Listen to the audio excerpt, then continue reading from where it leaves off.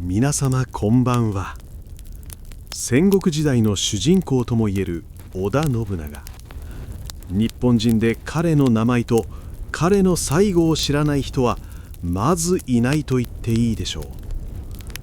今日はその天下統一を目前に散った風雲児の49年の生涯に迫ります。なお今回の動画では織田信長の一生をたどっていく内容になっていますが、この動画の中で話せなかった数々のエピソードや一つ一つの合戦事件などに焦点を当てた動画から、本能寺の変の謎、全黒幕説の詳細解説や小説やドラマなどで脚色された部分と歴史資料から見える実像との比較動画まで、今後信長に関するさまざまな動画の公開を予定しておりますので、興味のある方はチャンネル登録をして見逃さないようにしてください。それではゆっくりと織田信長の物語をお聞きください。天正10年1582年6月2日、季節は梅雨の最中。京都は重たい湿気を含んだ早朝の空気に包まれていました。時刻は午前4時を回った頃でしょうか。夜明け前の空はまだ暗く、街は深い眠りの中に沈んでいます。京の都の片隅にある本能寺もまた静寂に支配されていました。寺の境内には前夜に催された茶会の余韻がかすかに残っていたかもしれません。隙を凝らした茶道具、選び抜かれた名品たち、それらは主である織田信長と共に束の間の休息を貪っていました。天下布武、武力をもって天下を平らげるという信長の悲願はあと一歩のところまで来ていました。西の毛利、東の上杉、北条。残る敵はわずかであり、長きにわたる戦乱の世は信長の手によって終わろうとしていました。数えて49歳、人生50年と謳った彼にとって、この夜の静けさは生涯の総決算を迎える前の最後の安らぎだったのかもしれません。しかしその静寂は唐突に、そして暴力的に破られます。最初は風の音か、あるいは遠くの雷鳴かと思うような鈍い響きでした。しかしその音は次第に数を増し、地面を揺らす地響きへと変わっていきます。蹄の音、鎧が擦れ合う金属音、そして無数の男たちが吐き出す押し殺した呼吸の気配。喧嘩か。寝所で目を覚ました信長は当初その騒ぎを下々の者の争いだと考えました。当時寺の周辺で小競り合いが起きることは珍しいことではありません。天下人としての余裕か、あるいはここに敵が攻め込んでくるなどという事態を想像さえしていなかったのか、信長の反応はあくまで冷静でした。しかしその認識が間違いであることを鋭い破裂音が告げます。パンという乾いた音、鉄砲です。一発ではなく次々と連続して轟く銃声、さらにかかれという怒号が静まり返っていた境内に響き渡りました。寺を取り囲んでいるのは暴徒や野党の類ではありません。完全に統率された正規の軍隊でした。本能寺の門が打ち破られ、武装した兵たちがなだれ込んできます。信長の近習である森蘭丸たちが慌ただしく廊下を駆け抜け、主君のもとへと急ぎました。上様、謀反にございます。蘭丸の声は緊迫に震えていました。信長は寝巻き姿のまま立ち上がり、鋭い眼光を向けます。いずこの手の者がこれほどの大軍を率いて京のど真ん中まで気づかれずに侵入できる勢力、そんなものが今の日本に存在しているのか。蘭丸が告げた答えは信長の思考の主角を作るものでした。旗印は水色桔梗。その瞬間、信長の脳裏にある男の顔が浮かび上がります。教養深く、礼儀正しく、誰よりも織田家の規律を重んじてきた男。家中随一の切れ者であり、信長が最も高く評価し、最も過酷な任務を任せてきた武将。明智か。信長の口から漏れたのは驚きとも納得ともつかない低いつぶやきでした。明智光秀、なぜ彼なのか、なぜ今なのか。信長の胸中に去来した感情がどのようなものだったか、それを語る言葉を歴史は多く持っていません。ただ一言、信長はこう言い放ちました。是非もなし。仕方がない。良し悪しを論じている場合ではない。あるいはこれも運命か。さまざまな解釈ができるこの短い言葉に信長は全てを込めました。彼は即座に弓を取り、迫り来る兵たちに向かって矢を放ち始めます。信長の武芸は決して飾りではありません。次々と敵を射倒していきますが、多勢に無勢。やがて弓のつるが切れ、槍に持ち替えて戦いますが、敵の数は減るどころか増える一方です。殺気だった明智の兵たちは、まるで獲物に群がる獣のように本堂へと殺到しました。肘に槍傷を受け、もはやこれまでと悟った信長は、女房衆たちに逃げよと命じます。自分はここで死ぬ。だが女たちは生き延びろ。それは冷酷非道と言われた魔王が見せた最後の情けだったのでしょうか。それとも自分の死に様を誰にも見せたくないという美学だったのでしょうか。信長は寺の奥深く南土へと姿を消しました。そして内側から鍵をかけ、自ら火を放ちます。紅蓮の炎が瞬く間に障子を、柱を、天井をなめ尽くしていきました。熱気と煙が充満し、視界が赤く染まります。その豪華の中で信長は何を思っていたのでしょうか。天下統一という巨大な夢。その夢は完成を目前にして最も信頼していた部下の手によって砕かれました。裏切り。それは戦国の世の常とはいえ、あまりにも劇的であまりにも不可解な幕切れです。信長の遺体は炎に焼かれ、ついに見つかることはありませんでした。まるで彼という存在そのものが幻であったかのように、あるいは天が彼を地上に留めておくことを拒んだかのように。本能寺の変、これは単なるクーデターではありません。日本史における最大のミステリーです。ここで一つの疑問が浮かびます。織田信長という男はなぜここまで上り詰めることができたのか。そしてなぜその絶頂期にこれほど無防備に背中を刺されたのか。光秀は単なる怨恨で主君を殺したのでしょうか。それとも信長の作り出す未来に何か決定的な恐れを抱いたのでしょうか。その謎を解く鍵は、この炎の火からさらに48年もの時を遡った場所に隠されています。尾張の国。信長がまだ吉報士と呼ばれていた頃、いや、彼がうつけ者と呼ばれ誰からも理解されず孤独な戦いを始めたその原点にこそ答えはあるはずです。信長の生涯は戦いと破壊の連続でした。しかし彼が本当に壊したかったものは敵の城や軍隊だけではありません。古い慣習、権威、常識、そして人間の心に救う恐れそのものでした。彼が駆け抜けた49年は、日本という国が中世から近世へと生まれ変わるための激しい陣痛のような時間だったのです。炎に包まれた本能寺で信長の意識が薄れていく中、走馬灯のように駆け巡った記憶。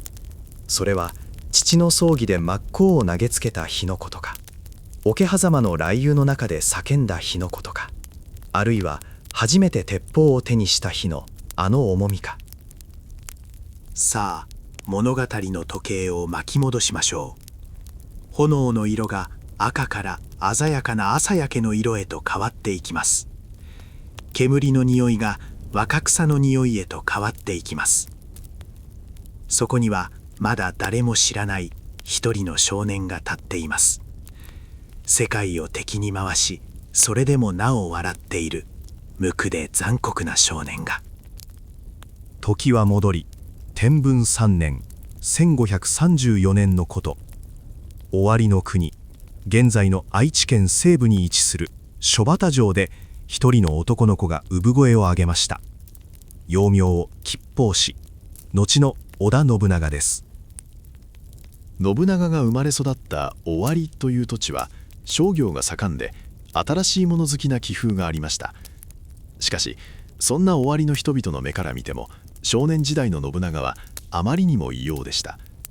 彼は武家の長男として期待される振る舞いをことごとく裏切っていったのです。身につける着物は袖をまくり上げた浴衣のような格好、腰には火打ち袋やひょうたんをぶら下げ、髪は茶筅のように奇妙に結い上げていました。極めつけは派手な虎革や氷革の半ばかりです。まるで歌舞伎物のようでした。城下町を歩く信長は常に柿や瓜をかじりながら身分の低い若者たちと肩を組んで歩きます。家臣たちはそんな主君の姿を見て陰でこうささやき合いました。あれはうつけ者だと。うつけとは空っぽ、あるいはバカ者という意味です。父、信秀はどうだったのでしょうか。尾張の虎と呼ばれ近隣諸国に恐れられた猛将は息子の貴行を黙認していました。あのうつけには何か考えがあるのかもしれん。そう漏らすこともあったと言いますが、真意は誰にも分かりません。しかし偉大な父という防波堤があるうちは信長は守られていました。その防波堤が崩れる時が来ます。天文20年1551年、父信秀が流行り病で急死しました。去年42、織田家の屋台骨を支えていた巨木が倒れたことで尾張国内に激震が走ります。葬儀は名古屋の万象寺で盛大に執り行われました。重臣たちが参列し、厳粛な空気が流れる中、喪主である信長が現れます。その姿に参列者たちは我が目を疑いました。髪はボサボサの茶筅曲げ、袴も履かず、太刀と脇差しを荒縄で巻いただけの異様な格好だったのです。信長は仏前へどかどかと歩み寄ると、将校をつまんで静かに拝むことすらしません。真っ向を足づかみにし、父の位牌に向かって力任せに投げつけたのです。バサッという音が道内に響き渡りました。粉が舞い散る中、信長は誰の方も見ず、そのまま奥へと去っていきました。なんと罰当たりな、やはり正真正銘のうつけだ。家臣たちの失望は怒りへと変わっていきました。対照的に弟の信勝は礼儀正しく正装し、涙ながらに父を弔いました。その姿を見た家中の者たちは心の中で次期当主を弟に定めたのです。この事件は信長にとって最大の理解者を失う引き金ともなりました。森役の平手正秀です。幼い頃から信長を守り教育してきた老臣は、主君の奇行を止めることができなかった責任を感じ、自ら腹を切って果てました。殿、どうか真っ当な武士におなりくだされ。それが死をもって示した辞意の最後の還元でした。さすがの信長もこれには打ちのめされました。正秀のために寺を建立し、その菩提を弔いましたが、失われた信頼は戻りません。父が死に、辞意が死に、信長は完全に孤立しました。そしてこの瞬間から織田家の中で恐ろしい歯車が回り始めます。身内が信長を殺す理由を持ち始めたのです。ここから物語は血で血を洗う跡目争いへと突入します。家の中が一番怖い。信長にとっての最初の戦場は桶狭間でもなければ見のでもありません。自分が生まれ育ったこの織田家そのものでした。織田家の重臣トップである林秀貞、そして猛将として名高い柴田勝家。彼らは公然と弟の信雄を擁立する動きを見せ始めます。さらに辛いことに、実の母である土田御前までもが信長を疎み、弟を溺愛していました。母も弟も家臣も全てが敵。18歳の青年当主信長に向けられる視線は冷ややかで殺意に満ちていました。普通ならここで心が折れるか弟に家督を譲って隠居するところでしょう。しかし信長は違いました。彼は孤立無縁の状況で冷徹な計算を始めていたのです。俺を殺そうとするなら殺し返すまで。うつけの仮面の下で信長は初めてその鋭い牙をむき出しにします。彼は信頼できない古参の家臣たちを遠ざけ、身分の低い者や次男三男坊の中から自分の手足となる若者を登用し始めました。後の豊臣秀吉や前田利家たちです。そして信長は驚くべき行動に出ます。弟の筆頭家老である林秀貞や柴田勝家たちが謀反の計画を練っていることを知りながらあえて泳がせたのです。裏切り者が尻尾を出すその瞬間をじっと待ち続けました。清洲城を中心とした終わりの情勢は爆発寸前の緊張感に包まれていきます。公人2年1556年、ついにその時が訪れました。弟の信雄が挙兵し、信長を討つために軍を動かしたのです。伊能の戦いの始まりです。敵の数は信長軍の倍以上。しかも相手は織田家の精鋭たちです。しかし戦場で指揮を執る信長の姿にうつけの面影はありませんでした。彼は大声を張り上げ、自ら先頭に立って敵陣に突っ込んでいきます。かかれ、退く者は俺が切る。その鬼気迫る迫力に柴田勝家率いる敵軍がひるみました。結果は信長の圧勝でした。猛将柴田勝家を降伏させ、弟信雄を追い詰めます。この時、母土田御前の泣き落としにより、信長は一度だけ弟を許しました。次はないぞと告げて。しかしこの恩情がさらなる悲劇を生むことになります。信長は学ぶのです。甘さは死を招くと。許されたはずの信雄は懲りずに再び謀反を企てました。もう母の涙も通用しません。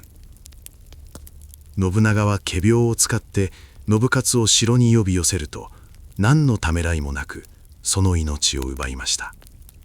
実の弟を自らの手で葬ったのです。家の中の毒は出し切らねばならぬ。信長は反逆した柴田勝家を殺さず、逆に許して重用しました。一度任して屈服させた相手の方が裏切らないと踏んだのです。この合理性と冷酷さ、笑われ者だった吉方氏はいつの間にか誰も逆らえない統率者へと変貌していました。外敵と戦う前に信長はまず味方の首で道を切り開いたのです。永禄3年1560年5月、終わりの空は重たく湿った雲に覆われていました。まるでこの国に迫り来る死を予兆するかのように。国境を守る砦から早馬が次々と清洲城へ駆け込んでくきます。もたらされる報告は全てが絶望的なものでした。今川義元軍沓掛城に入城。先方は松平元康、後の徳川家康。大高城への兵糧入れに成功。東海道の覇者今川義元が率いる本隊はおよそ2万5,000。対して織田家が動員できる兵力はどれほどかき集めても4,000に届きません。戦力差はおよそ6倍から10倍。これは単なる苦戦ではありません。物理的に勝機がないのです。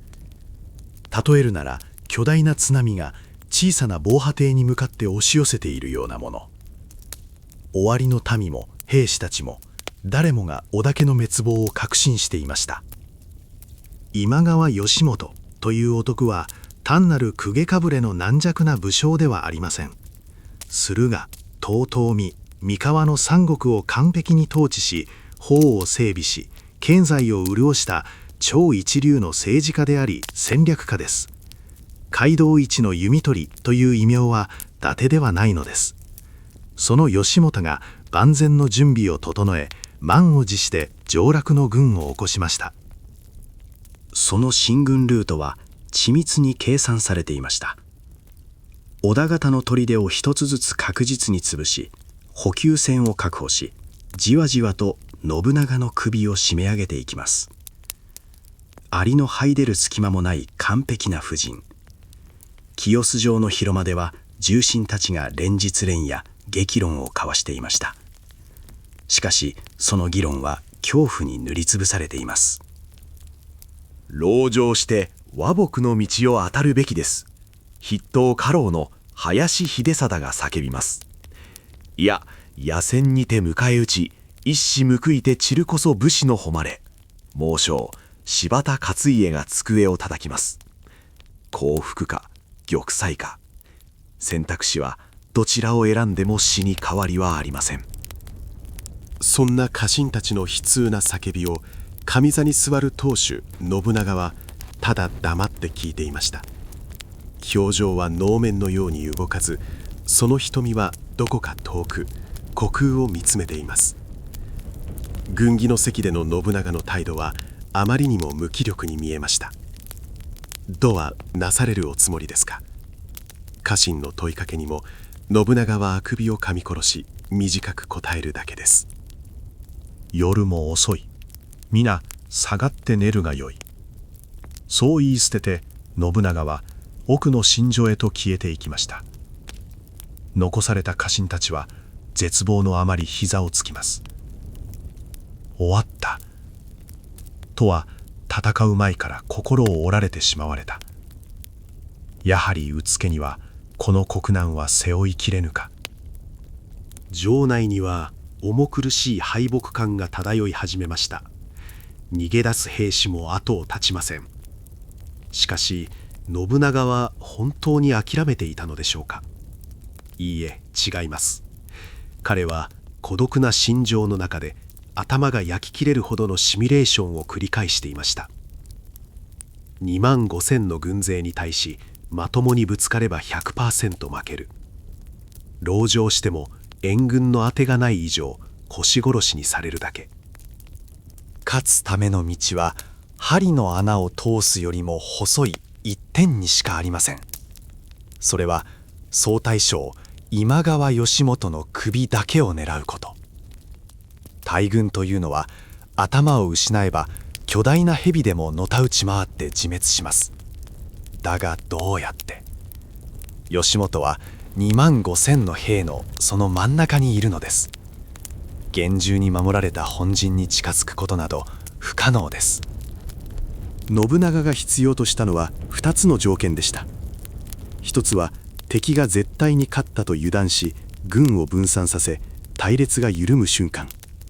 もう一つはその瞬間に近づくための姿を隠す天の幕です。彼は情報を待ち続けました。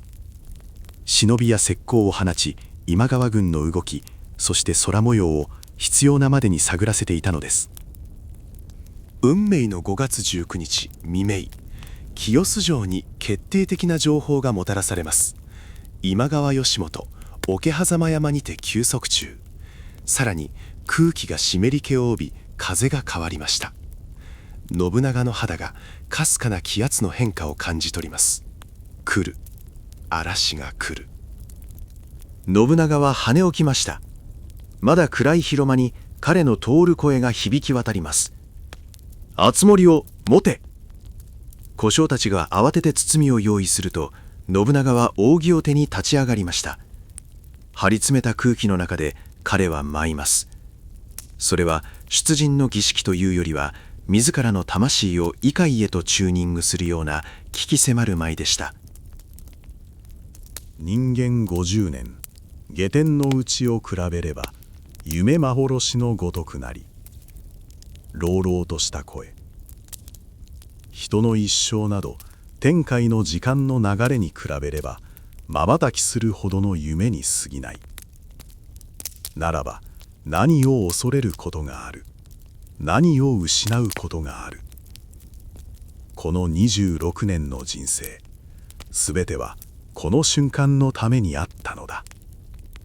ひとたび生を受けて滅せぬもののあるべきか。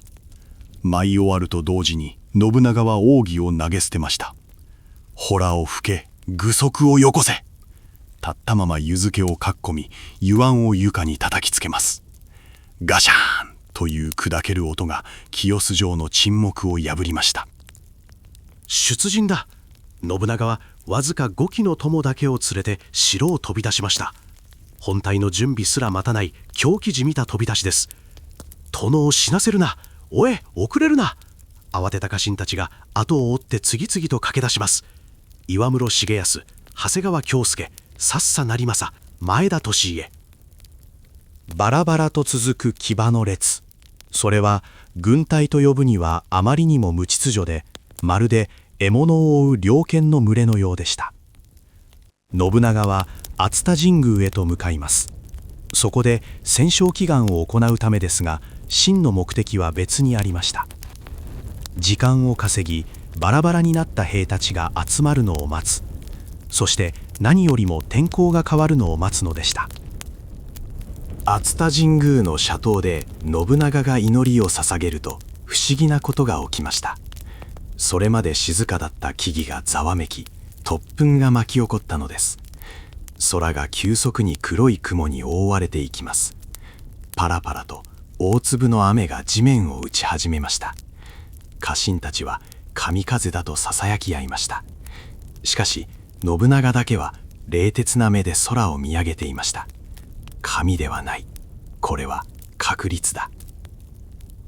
信長は地形と気象を知り尽くしていました。この季節、この風向き、この湿気、間違いなく光を奪うほどの豪雨になる。その確信があったからこそ、彼はこのタイミングを選んだのです。よし、集まった兵だけでいい。行くぞ。熱田神宮を出発した頃、織田軍は2000ほどに膨れ上がっていました。目指すは桶狭間。そこは小高い丘と湿地帯が入り組んだ軍隊が休息するには適していますが、奇襲を受けると逃げ場のない袋のネズミになる地形です。今川義元は勝利を確信し、そこで悠々と弁当を使っているはずです。織田軍は全勝寺砦に入り、そこから敵の動きを観察しました。その時です。天がついに信長に味方しました。ゴロゴロと雷鳴が轟き、バケツをひっくり返したような豪雨が降り注ぎ始めたのです。視界は真っ白になり、一寸先も見えません。強烈な雨音がすべての音を消し去ります。数千の兵が移動する足音も、鎧の擦れる音も、すべて雨が隠してくれます。今だ。信長は雨に濡れた顔を拭おうともせず、全軍に下地を飛ばしました。敵は今川義元、その首ただ一つ。余分な首間いらん。増票を相手にするな。脇目も振らず本陣へ突っ込め。この命令が意味するものは退路を断った特攻です。兵士たちの目にもはや恐怖はありませんでした。信長の背中から立ち上る凄まじい殺気と確信めいた熱狂。それに伝染するように2000の兵が一つの塊となります。雨の中、織田軍は迂回ルートを通り、今川本陣の背後へと回り込みました。崖の上から見下ろすと、谷間には今川の陣幕が見えます。雨を避けるため、兵たちは身を寄せ合い、武器を置き、完全に油断しきっていました。かかれー！雷鳴が止み、一瞬の静寂が訪れたその隙間、信長の烈白の気合が湿ったくぬきを切り裂きました。それは号令というよりは獲物に食らいつく獣の方向でした。雨音に紛れて今川本陣の背後わずか数軒まで肉薄していた織田の兵たちが一斉に泥の中から湧き上がります。ドワーという地響きとともに黒い塊が今川軍になだれ込みました。敵襲敵襲！見張り番の悲鳴は瞬く間に怒号と金属音にかき消されます。今川の兵たちは完全に虚をつかれました。酒を酌み交わし濡れた鎧を乾かしていた彼らにとってこの襲撃は悪夢以外の何物でもありません。なんだ、喧嘩か？本陣の中央、朱塗りの豪奢な腰の中で今川義元は不機嫌そうに声を上げました。まさか織田の軍勢がここまで来ているとは夢にも思っていません。下々の者が酒によって騒いでいるのだろう。そう鷹をくくって腰の扉を細く開けました。その目に飛び込んできたのは地獄絵図でした。返り血で真っ赤に染まった異形の兵たちが自分の家臣を次々と槍で串刺しにしている光景。そしてその先頭で鬼のような形相をして立ちを振り回す一人の男、織田信長。目と目が合いました。信長の瞳は人間の感情が欠落した冷たく暗い光を宿っていました。義元はそこか。信長が叫ぶと同時に数人の親衛隊が腰に向かって殺到します。おのれ、田舎大名風情や。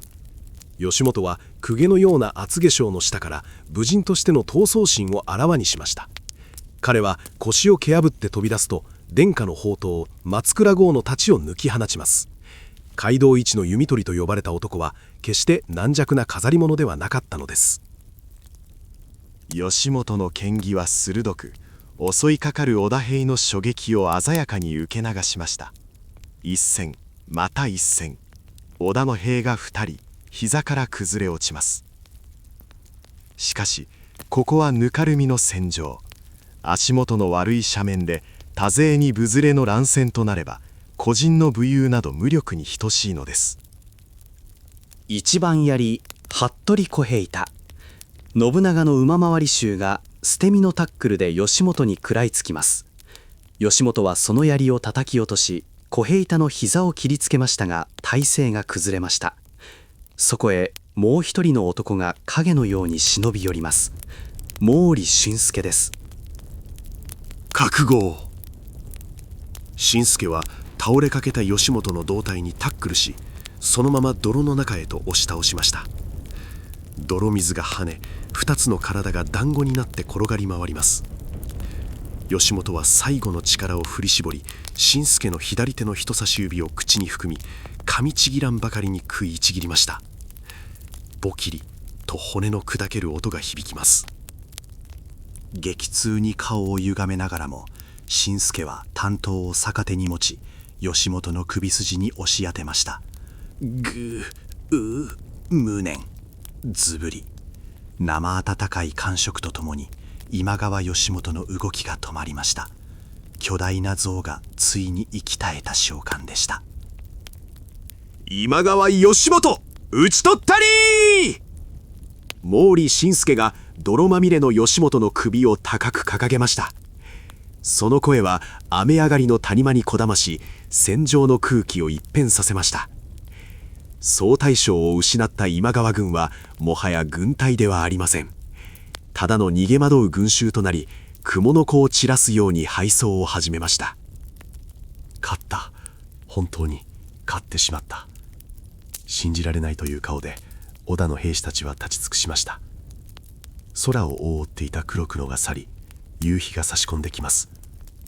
その赤い光が血と泥にまみれた戦場を照らし出しました。本来ならここで爆発的な歓喜の勝ち時が上がるはずです。しかし不思議なことに、その場を支配したのは沈黙でした。兵士たちの視線は一点に注がれていました。馬上でじっと義元の首を見下ろす信長の姿です。彼は笑ってはいませんでした。興奮もしていませんでした。ただ事務的に淡々と死体を確認しているだけでした。その横顔を見た家臣たち、特に柴田勝家や林秀貞といった古参の重臣たちは、背筋に冷たいものが走るのを感じました。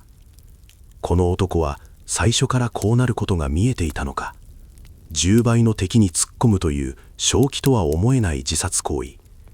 それが信長にとっては計算された数式の答えに過ぎなかったとしたら。首を包め、清須へ戻るぞ。信長の第一声はあまりにも静かでした。勝利の余韻に浸ることもなく、兵をねぎらう言葉もありません。彼は手綱を返し、振り返りもせずに歩き出しました。その後ろ姿に家臣たちは畏怖を通り越した底知れぬ恐怖を覚えました。もしこの賭けに負けていたら、我々は全員無駄死にだった。信長という主君は目的のためならば、自分を含めた全員の命を平然とチップとしてベットできる狂気を持っている。その狂気が今回はたまたま奇跡という形で実を結んだだけではないか。勝利したにもかかわらず、織田軍の帰路はまるで壮烈のように静まり返っていました。清洲城に凱旋した信長を待っていたのは熱狂的な出迎えでした。殿がやったぞ、天下の大泥棒を討ち取ったぞ。領民たちは沸き立ち、信長を神のごとく崇めました。しかし信長自身の心は急速に冷え切っていました。彼は知ってしまったのです。奇跡は二度は起きないということを。広間に義元の首を置き、一人で酒を飲んでいた信長は、ふと自分の手の震えに気づきました。武者震いではありません。それは視線を超えた者だけが知る強烈な虚脱感と、次に来る地獄への予感でした。勝ってしまった。この勝利は周囲に過剰な期待を植え付けるでしょう。次はもっとすごいことをしてくれる。信長なら何とかしてくれる。その期待こそが信長を縛り上げる鎖となります。次に負ければ終わりだ。桶狭間はゴールではありませんでした。終わりのない修羅の道への入り口でした。信長は杯を握りつぶさんばかりに力を込め、暗闇をにらみつけました。その視線の先には北の方角が映っていました。美濃、斎藤道三が残したあの呪われた国。次は奇策には頼れぬ。信長は自分の中のうつけを殺しました。博打討ちはもう終わりだ。これからは誰よりも緻密に、誰よりも残酷に、誰よりも合理的に、勝つべくして勝つ軍隊を作らねばならぬ。桶狭間の夜、信長は魔王へと脱皮したのです。物語の舞台はここから美濃攻略へと移ります。しかしそれは桶狭間のような華々しい戦いではありません。足掛け7年にも及ぶ泥沼のような消耗戦です。そして信長という人間の人格を根本から変えてしまう苦難の日々の始まりでした。その戦いの中心には常に2人の人物の影がありました。一人は亡き舅斎藤道三、そしてもう一人はその娘であり信長の妻である濃姫です。桶狭間の熱狂から数日が過ぎました。清洲城の奥深く、行燈の薄暗い光の中に信長の姿はありました。彼の前には一枚の地図が広げられています。北へ向かう道、そこには木曽川という巨大な水流が横たわり、その向こうに峻健な山々が連なっています。美濃、現在の岐阜県南部にあたるこの国は信長にとって単なる隣国ではありません。障子が静かに開き、一人の女性が入ってきました。信長の正室、濃姫です。眠れませぬか、殿。その声には凛とした響きとどこか深い悲しみが混じっていました。彼女は美濃の旧国主マムシと呼ばれた斎藤道三の娘です。信長にとって美濃を攻めるということは、妻の故郷を焼き、妻の親族を殺すことを意味します。貴重。信長は濃姫を幼名で呼びました。お主の父道三殿がわしに言った言葉を覚えているか。濃姫は静かにうなずきます。かつて聖徳寺での会見の折、道三は信長の才覚を見抜き、我が子らはやがて信長の門前で馬をつなぐだろうと予言しました。しかし現実は違いました。道三は実の息子である義達に殺され、美濃は今道三を裏切った者たちによって支配されています。美濃はわしがもらい受ける。父殿の遺言通りにな。信長の言葉に濃姫はかすかに微笑みました。父はそれを望んでおりましょう。あのようなふぬけた者たちに美濃の民は守れません。彼女は懐から一振りの短刀を取り出し、畳の上に置きました。嫁入りの際、道三から信長がうつけならこれで刺し殺せと渡された短刀です。この刃はもはや殿に向けるものではありませぬ。殿の道を阻む者へ向けてくださいませ。それは妻としての、そしてマムシの娘としての覚悟でした。信長は短刀を手に取り、鞘を払います。冷たい金属の輝きの中に道三の笑った顔が映ったような気がしました。行くぞ。美濃を食らい尽くす。永禄4年1561年、信長は本格的な美濃攻略を開始しました。しかし待ち受けていたのは想像を絶する苦難でした。桶狭間で見せたような奇襲は二度と通用しません。美濃の兵たちは屈強で地形を知り尽くしています。そして何より彼らの拠点である稲葉山城は金華山の頂上にそびえる難攻不落の要塞でした。攻めろ、川を渡れ。信長は何度も軍を派遣しましたが、その度に木曽川の急流と対岸からの激しい矢の雨に阻まれました。戸方に失敗し、川面が織田兵の血で赤く染まる日が続きます。殿、これ以上の強攻策は無理です。兵が持ちませぬ。柴田勝家ら猛将たちも美濃の堅い守りに根を上げ始めました。勝てない。桶狭間で奇跡を起こした男が美濃という泥沼に足を取られ、身動きが取れなくなっていました。焦り、苛立ち、そして道三という巨大な幻影へのコンプレックス。道三殿ならどうする？信長は自問自答を繰り返します。あの冷酷無比なマムシなら正面から馬鹿正直に攻めたりはしないはずだ。ある夜、信長は戦術の転換を決断します。それは武士の戦いを捨てることでした。明日より敵の兵と戦う必要はない。家臣たちが怪訝な顔をする中、信長は冷たく言い放ちました。田畑を焼け、村を襲え、美濃の民を飢えさせろ。焦土作戦です。翌日から美濃の空に黒煙が上がらない日はありませんでした。収穫前の稲を焼き払い、井戸を埋め、橋を落とす。敵の兵力を削ぐのではなく、敵の生活そのものを破壊し、生きる気力を奪う。それは英雄の戦いではなく、悪鬼の所業でした。鬼だ、織田は鬼だ。美濃の民衆は逃げ惑い、信長を呪いました。しかし信長の心は痛みませんでした。いや、痛みを麻痺させていたのかもしれません。彼は道三という鏡に自分を映し出していました。甘さを捨てよ。目的のためなら泥水でも進むのが覇者だ。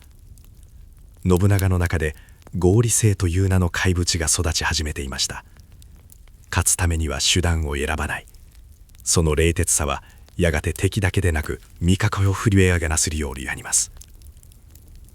城を落とすのではない。人の心を落とすのだ。兵糧攻めと並行して信長は陰湿な調略を開始しました。美濃の有力な武将たちに密かに手紙を送り続けます。今の主君斎藤達興に未来はあるか。織田につけば領土を倍にしてやろう。あるいは裏切らねば一族郎党を皆殺しにするという脅迫。疑心暗鬼。信長が美濃にまいたのは火薬ではなく不信という毒でした。昨日の友が今日は裏切るかもしれない。堅固だった美濃の団結力に少しずつしかし確実に亀裂が入っていきます。この気の遠なくなるような神経戦を信長は何年も続けました。1年、2年、3年。桶狭間の一夜とは違う終わりの見えない地味で残酷な日々。その間、信長は小牧山に新たな城を築き、本拠地を移しました。これは終わりの奥深くからではなく、美濃の喉元に刃を突きつけ続けるという意思表示です。信長は諦めない。その執念深さがボディーブローのように美濃の武将たちを追い詰めていきました。そしてこの長く苦しい戦いの中で、信長はある一人の男の異能に目をつけます。身分は低いが知恵の回る猿のような男、木下藤吉郎、後の豊臣秀吉です。都の正面から喧嘩しても勝てませぬ。それがしに少し知恵を使わせてくだされ。藤吉郎が提案したのは常識外れの作戦でした。敵の目の前、川の合流地点である洲俣に一夜にして砦を築くというのです。洲俣に城が湧いたぞ。美濃の兵たちは朝霧の中に浮かび上がった砦を見て腰を抜かしました。実際には上流で加工した木材をいかだで運び、一晩で柵を櫓を組み上げただけの磯ごしらえのものです。しかしその心理的効果は絶大でした。織田には魔法を使う猿がいる。恐怖は伝染し、美濃軍の士気はガタガタと崩れ落ちていきます。この洲俣の一件は信長にとっても大きな発見でした。家柄や血筋など何の役にも立たぬ泥まみれになって働く藤吉郎の姿を見て、信長は確信します。役に立つのは結果を出す能力だけだ。この徹底した実力主義が織田軍を古い慣習に縛られた他の大名軍とは違う合理的で凶暴な組織へと変えていきました。そして永禄10年1567年8月、ついにその時が訪れます。信長が何年もかけて巻き続けた調略の種が一斉に芽吹いたのです。美濃の防衛の要、西美濃三人衆と呼ばれる重臣たちが動きました。稲葉一徹、安藤盛成、氏家牧前。彼らが主君である斎藤家を見限り、信長への内通を約束したのです。白の門は我らが開け放つ。裏切り。それは正面突破よりもはるかに残酷で確実な勝利の鍵でした。信長の本隊が稲葉山城へ進軍した時、もはや激しい矢の雨は降ってきませんでした。昨日までの敵が織田の旗を振って迎え入れたからです。難攻不落を誇った山城は外敵によってではなく、内側から腐り落ちるようにして崩壊しました。城主である斎藤達興はパジャマ姿のまま小舟に乗って長良川を下り、伊勢へと逃げ去りました。かつてのマムシ斎藤道三が一代で築き上げた美濃の国はあっけないほど静かに信長の手の中に落ちました。戦いの終わりを告げるホラ貝の音が金華山の谷間に響き渡ります。信長は血刀を拭うこともなく城の最上階へと登りました。眼下には雄大な濃尾平野が広がっています。かつて義父道三がここから眺め天下を夢見た景色。義父殿、見えますか。信長は手すりを強く握りしめ、亡き道三に語りかけました。あなたが愛し、あなたが奪い、そしてあなたを殺したこの国を私が喰らいましたぞ。この瞬間、信長の中にあった終わりのうつけの残滓は完全に消え失せました。彼はもはや一地方の反逆児ではありません。道山という巨大な鏡を乗り越え、それを飲み込んだ新たな支配者が誕生したのです。信長はこの城と町に新しい名前を与えることにしました。井ノ口などという稲臭い名前は捨てよ。今日よりここは岐阜である。岐阜。その名は古代中国の周の文王が天下統一の足がかりとした山岐山に由来します。家臣たちは息を飲みました。とはこの箕面をゴールだとは思っていない。ここを出発点として天下すべてを平らげるつもりなのだ。そして信長は一つの印判を使い始めました。天下布武。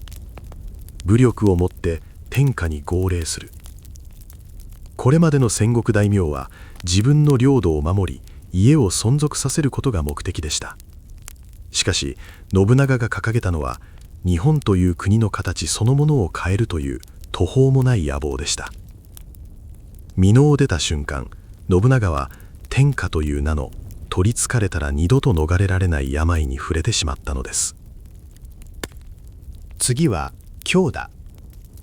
岐阜城の広間で信長は地図の西側を指さしました。天下に号令するためには京都へ上り、天皇と将軍の権威を手に入れなければなりません。しかしよそ者がいきなり京へ軍を進めれば、それはただの侵略者です。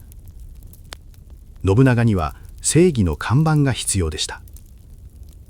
誰からも文句を言われない錦の御旗が。そんな信長のもとへ、まるで運命が仕組んだかのようなタイミングで一人の男からの使者が訪れます。足利義昭。かつての室町幕府将軍の弟であり、政争に敗れて京を追われ各地を放浪していた流浪の貴公子です。彼は自分を京へ連れ戻し、将軍の座に就かせてくれる強力な大名を探していました。信長殿、我が願いを聞き届けてくれぬか。義昭からの手紙を読んだ信長は口の端を歪めて笑いました。使える。義昭には兵も金もありません。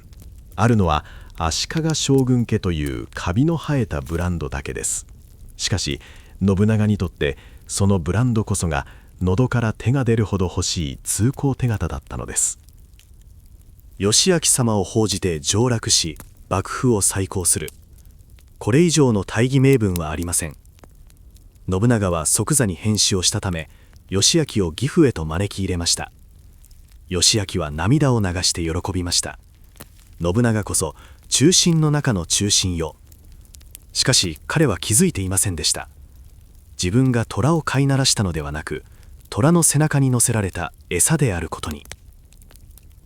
永禄11年1568年9月、織田信長は足利義昭を神輿として掲げ、6万という空前の大軍を率いて岐阜を出発しました。目指すは花の都京都、上洛戦の始まりです。しかしこの行軍は単なる軍事行動ではありませんでした。信長は日本中にある強烈なメッセージを発信したのです。銭印文たりとも盗んだものは即刻切り捨てる。信長は軍隊に異常なまでの厳しい規律を課しました。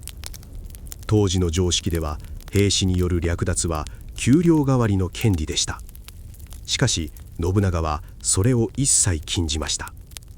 道端の草一本、民家の鶏一羽でも盗めばその場で首が飛びます。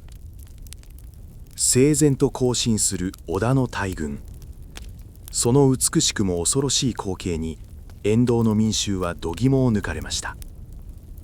この軍隊は今までの野党のような武士たちとは違う。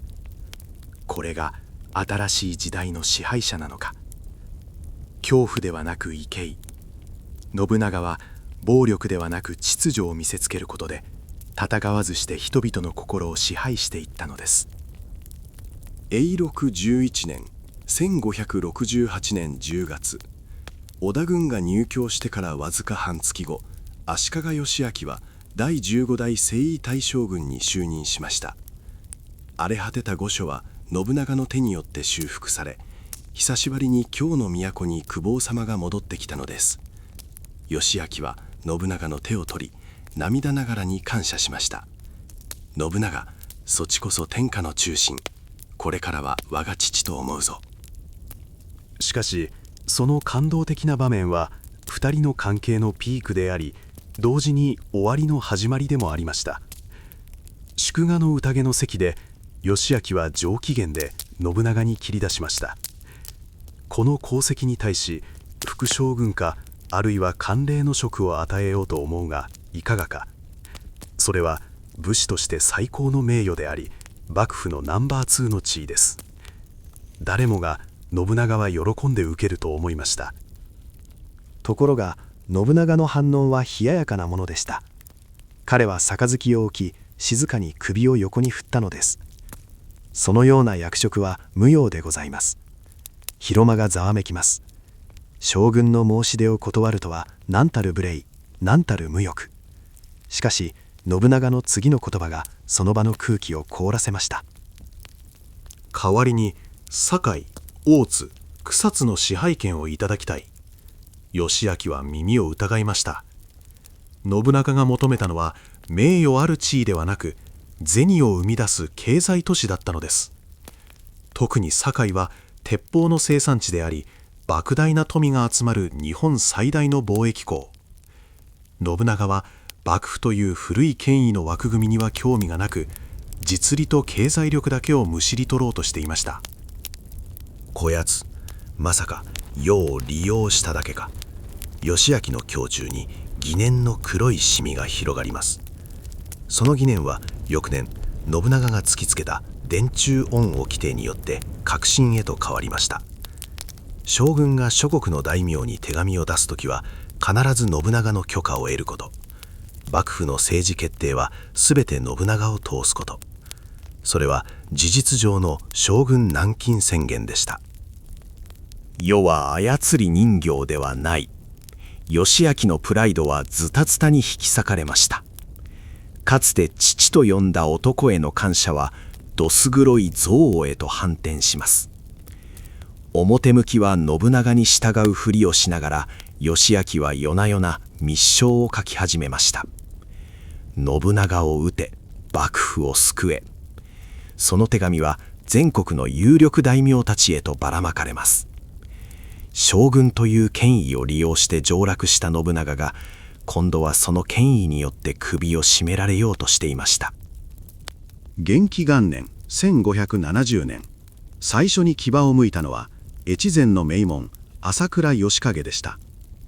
信長は将軍への挨拶という名目で上洛命令を出しましたが、名門意識の高い朝倉はこれを無視。馬の骨のような織田風情に頭など下げられぬ。この拒絶は信長にとって格好の口実となりました。上様の命に逆らう逆賊朝倉を討つ。4月、信長は徳川家康と共に3万の大軍を率いて越前へ侵攻しました。織田徳川連合軍の勢いは凄まじく、朝倉方の城は次々と陥落。本拠地である一乗谷まであと一歩というところまで迫ります。誰もが織田の圧勝を疑いませんでした。しかしその絶頂の最中に信じられない報告が飛び込んできます。北近江の浅井長政様挙兵、織田軍の背後をつく構え。信長は報告を聞いた瞬間、言葉を失いました。虚説だ。長政が裏切るはずがない。浅井長政は信長の妹であるお市の方を嫁がせた義理の弟です。固い同盟で結ばれ、最も信頼していたはずの盟友でした。なぜだ、長政。信長の脳裏に好青年だった長政の顔が浮かびます。しかし現実は非常です。浅井家にとって朝倉家は代々の恩がある旧種。長政は新しい義兄である信長よりも古い絆と家中の反信長の声を選んだのです。前には朝倉、後ろからは浅井。完全な袋のネズミです。このままでは挟み撃ちにされて全滅する。信長は人生で初めて本当の意味での敗北を悟りました。桶狭間のような一か八かの賭けすらできない完全な罪。ここで信長が下した決断は、プライドも何もかも捨てた無様な撤退でした。逃げるぞ、金ヶ崎より引く。世に言う金ヶ崎の軒口。それは天下人信長にとって生涯で最も無様で最も危険な逃走劇でした。しんがりを木下藤吉郎や明智光秀に任せ、信長はわずかな共回りだけで山中を駆け抜けました。泥にまみれ着物は破れ、何日も不眠不休で京へと逃げ帰る。その姿に上洛時の威厳などみじんもありませんでした。命からがら京都にたどり着いた時、信長の心には恐怖よりも激しい煮えたぎるような怒りが渦巻いていました。長政、義景、この俺を裏切ったこと後悔させてやる。信長の顔から感情が消えました。彼は学びました。生地情けなどかけるから裏切られるのだ。同盟も絆も愛もすべては脆いガラス細工に過ぎない。敵対する者は根こそぎにする。この金ヶ崎の敗戦こそが信長を真の魔王へと変える最後のスイッチでした。ここから信長の戦いは凄惨さを増していきます。比叡山焼き討ち、長島一向一揆の殲滅、反信長包囲網という巨大な壁に対し、信長は恐怖と虐殺という炎で対抗していくことになるのです。金ヶ崎の地獄から生還した信長を待っていたのは安息ではなく絶望的な現実でした。将軍足利義昭がばらまいた信長包囲網の種が一斉に芽吹いたのです。北には裏切り者の浅井長政と朝倉義景、西には中国地方の覇者毛利、南には三好三人衆、そして何より恐ろしい敵が大阪の地で蜂起しました。石山本願寺、浄土真宗の本山であり、武装した僧侶と数万人の門徒を擁する巨大な宗教勢力です。彼らが唱える南無阿弥陀仏の念仏は祈りではありません。信長という仏敵を殺せという呪いのシュプレヒコールでした。進めば極楽浄土、退けば無間地獄。死を恐れない彼らは侍よりもはるかに厄介な狂信的な戦士たちでした。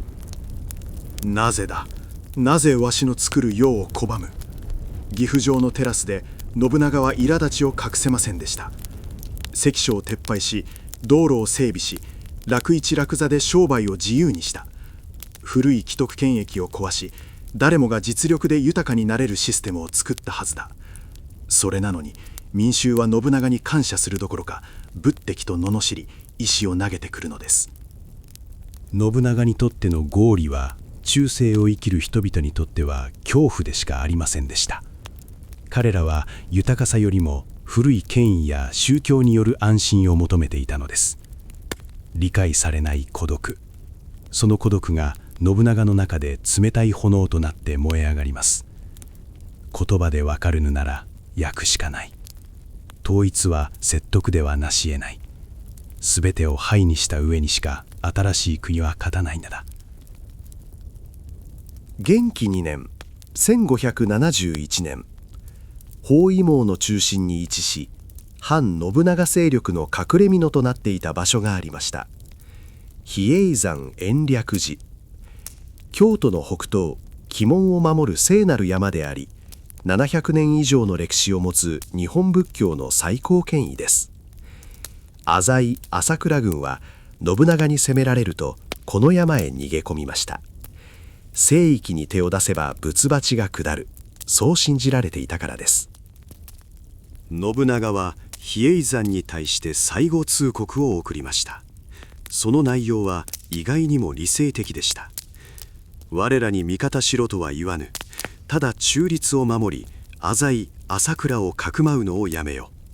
もし従うなら織田領内の荘園をすべて返還し、寺の領土を安堵しよう。飴と鞭、信長なりの最後の情報でした。しかし山の上から帰ってきた答えは沈黙でした。いや、それは沈黙という名の嘲笑でした。僧兵たちは鼻で笑っていたのです。あの田舎侍に何ができる。比叡山は鎮護国家の道場ぞ。ここに火を放てば全日本の神仏を敵に回すことになる。彼らは自分たちの権威にあぐらをかき、信長の狂気を見誤っていました。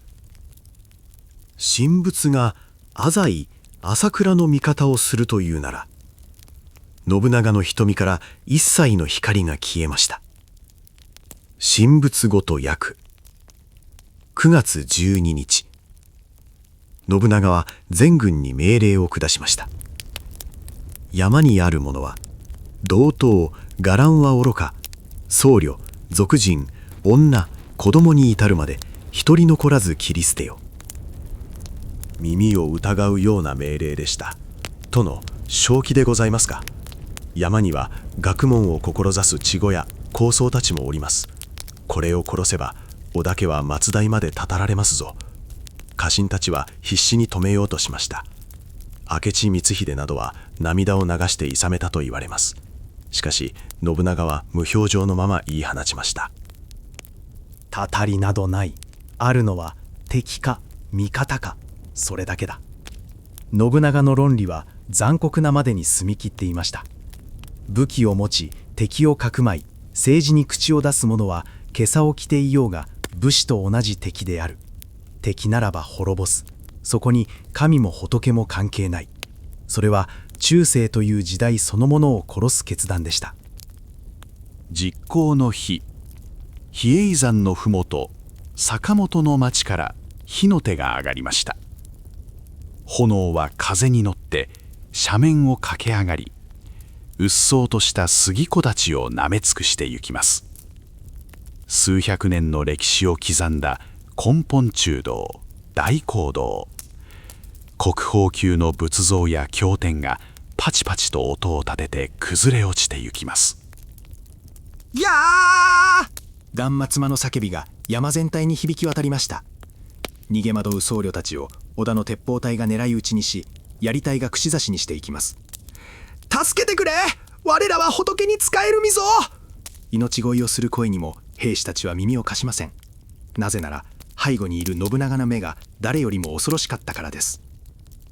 女も子供も容赦なく切られました。死者の数は数千人とも言われます。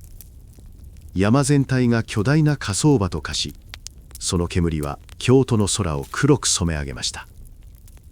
京の人々は山の方角を見上げ震え上がりました。これは人間のすることではない。第六天魔王の仕業だ。第六天魔王。仏教において修行を妨げ、人々を欲界にとどめようとする最強の魔物。信長はこの焼き討ち以降、自らそう名乗るようになったといいます。望むところだ。神仏に喧嘩を売れるのは魔王だけだ。比叡山を焼いたことで信長は恐怖という最強の武器を手に入れました。この日を境に信長に逆らうことは死を意味するようになりました。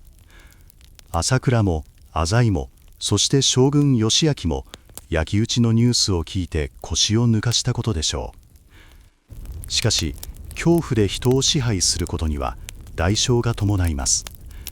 恐れられれば恐れられるほど周囲から本音が消えていくのです。殿、お見事でございました。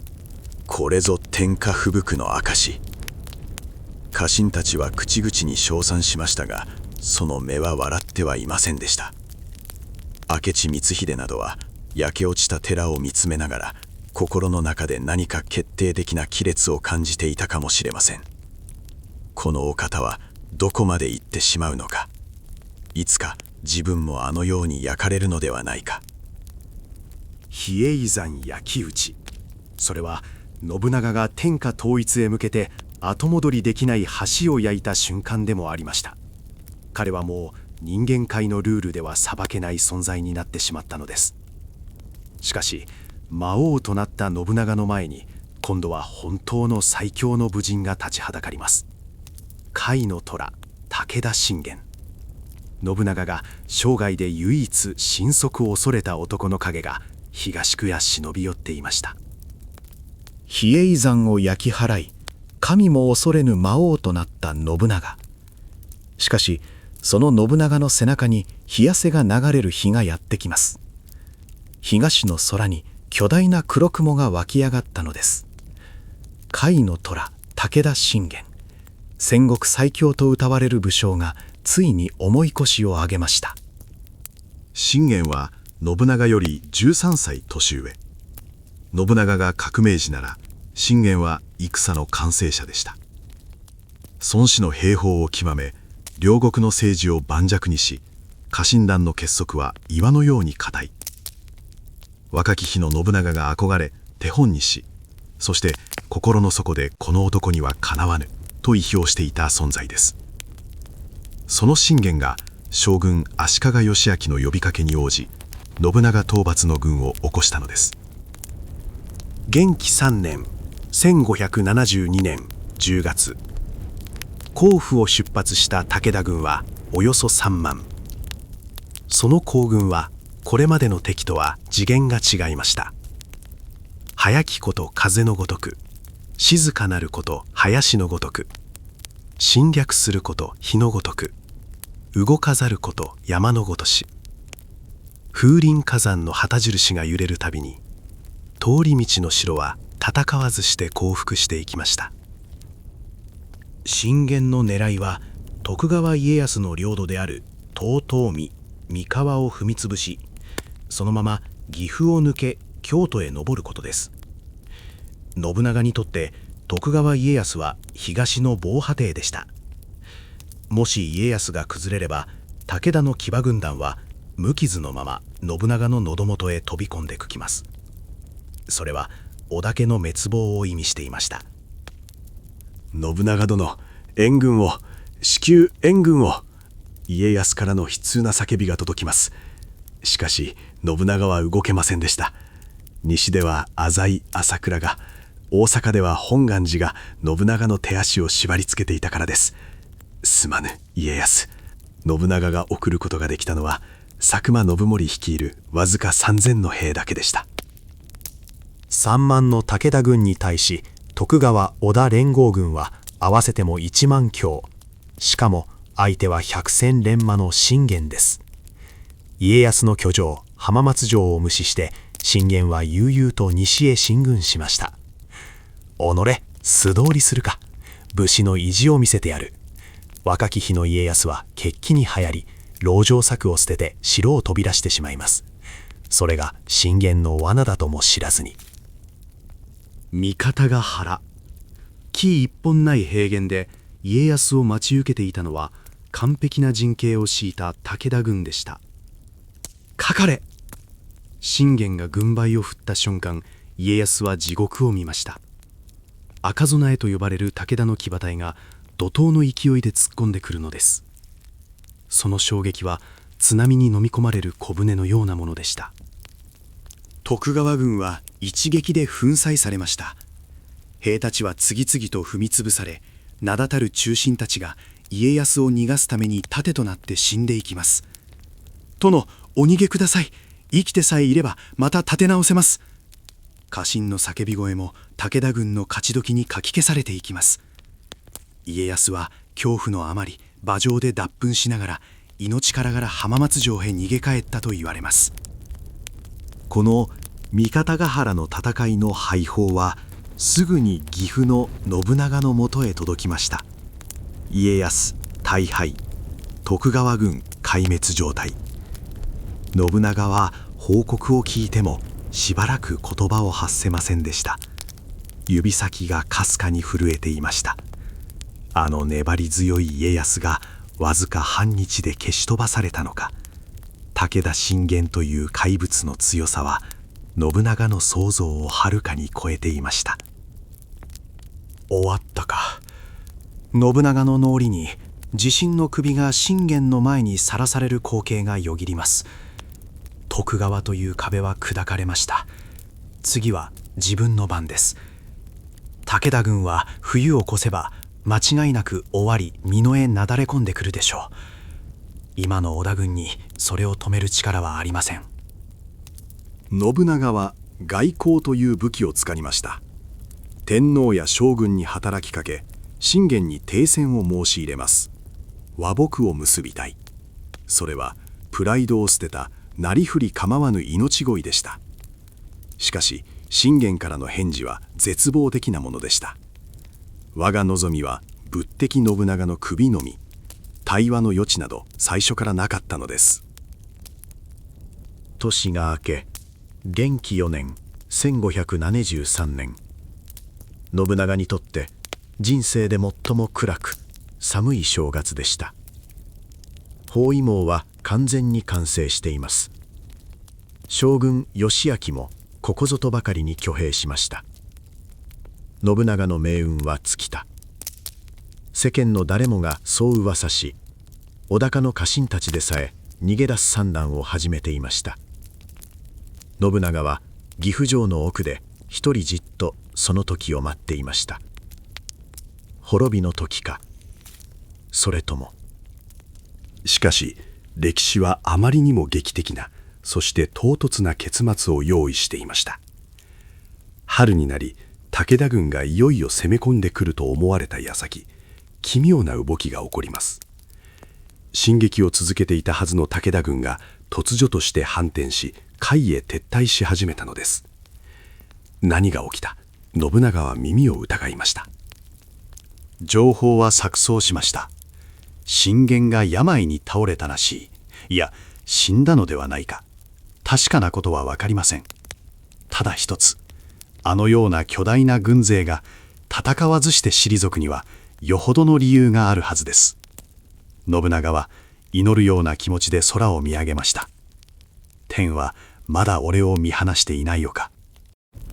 4月12日、信州駒場にて、巨聖武田信玄は静かにその生涯を閉じました。享年53。我が死を3年は隠せ。そう遺言を残しての死でしたが、その衝撃は隠しきれるものではありませんでした。信玄死去の知らせが確実となった時、信長は狂ったように笑い出したといいます。死んだ！老子が死んだぞ！それは喜びというよりは、死の淵から生還したものの安堵の叫びでした。最強の壁は信長の力ではなく、寿命という運命によって取り払われました。しかし、これで平和が訪れるわけではありません。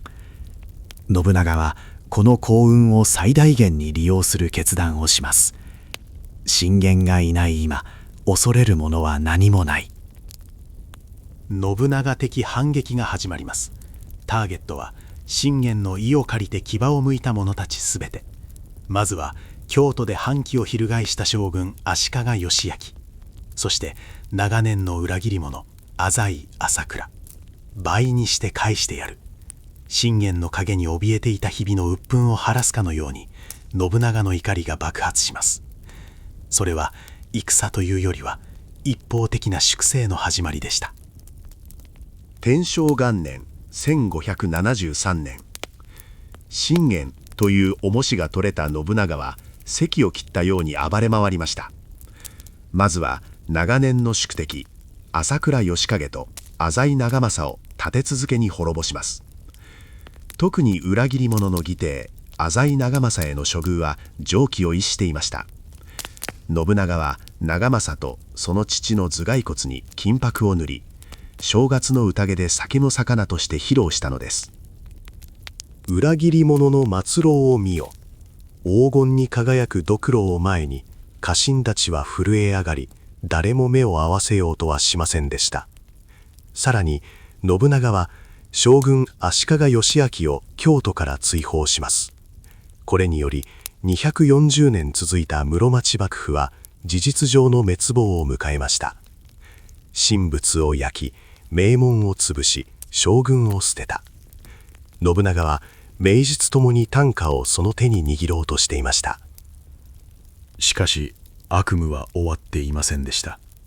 死んだはずの武田が再び動き出したのです。信玄の後を継いだ息子武田勝頼。彼は偉大な父を持ったコンプレックスからか、父以上に好戦的で獰猛でした。信玄公が死んでも武田は弱くなどない。それを証明するかのように勝頼は徳川領への侵攻を再開したのです。天正3年1575年5月、武田勝頼率いる1万5,000の大軍が三河の奥地にある長篠城を包囲しました。城を守るのは徳川方の若き武将奥平信正。兵力はわずか500、30倍の敵に囲まれ、城は完全に孤立しました。兵糧も尽きかけ、落城は時間の問題でした。誰か岡崎の家康様へ援軍を要請できる者はおらぬか。上司の呼びかけに応えたのは鳥居強右衛門という一人の足軽でした。彼は決して身分の高い武士ではありません。不器用で風采も上がらない男でしたが、その忠義心だけは誰よりも熱い男でした。私が参りましょう。強右衛門は闇夜に紛れて城を抜け出し、冷たい川を泳ぎ下り、武田軍の厳重な包囲網を突破しました。そして65キロもの山道を不眠不休で走り抜け、家康と信長がいる岡崎城へとたどり着いたのです。殿、長篠王をお救いくだされ。ボロボロの姿で土下座する強右衛門を見て、信長も心を動かされました。安心せよ、信長自ら大軍を率いて向かうとな。援軍の約束を取り付けた強右衛門はすぐに引き返しました。一刻も早く城の仲間に助けは来ると伝えたかったからです。しかし城を目の前にして彼は不運にも武田軍に捕らえられてしまいます。武田勝頼は強右衛門に取引を持ちかけました。城に向かって援軍は来ない。諦めて開城せよと叫べ。そうすればお前の命を助け、武田家の家臣として行軍してやろう。強右衛門は承知したと答え、城の見える対岸へと引き出されました。貼り付けにされた彼の前には絶望した表情の城兵たちがいます。強右衛門は大きく息を吸い込み叫びました。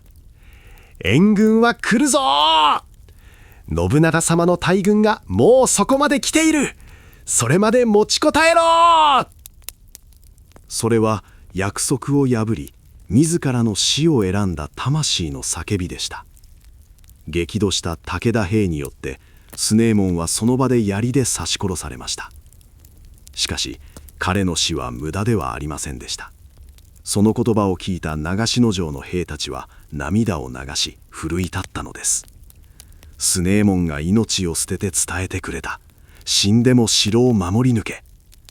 城の士気は爆発的に上がり、武田軍の猛攻をことごとく跳ね返しました。己、増票ごときに。武田勝頼は焦りました。そこへさらなる強報が届きます。織田徳川連合軍到着。その数およそ3万8,000。長篠城の西設楽原に信長の大軍が姿を現したのです。武田軍1万5,000に対し織田徳川軍は3万8,000。数では圧倒的に織田が有利です。通常の戦ならここで武田は撤退するべきでした。しかし勝頼は退きませんでした。